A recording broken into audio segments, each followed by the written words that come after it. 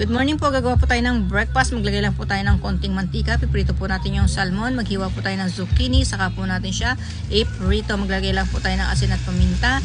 Okay na po yan. At yung 1/4 na sibuyas. Baliktad din po natin yung zucchini. At yung isda, luto na rin po. Maglagay po tayo ng konting mantika.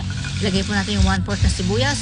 Isunod po natin yung frozen ampalaya. Maglagay po tayo ng konting tubig at frozen paprika. Hindi po ako maglalagay ng itlog sa ating ampalaya. Maglagay po ako ng consomme, paminta, powder garlic. Okay na po yan. Ito po yung zucchini pati yung fish. Gagawa po tayo ng soup. Maglagay tayo ng mushroom, tofu at ng dashi. Maglagay po tayo ng negi, konting mantika.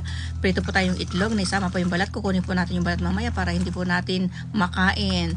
Maglagay po tayo ng tubig, saka po natin siya steam. Ito po, lagyan po natin siya ng miso. Luto na rin po yung ating egg. At naglagay rin po ako ng natto or beans. Ayan po ang aming agahan. Maraming pong salamat. God bless. Bye-bye. Thank you very much.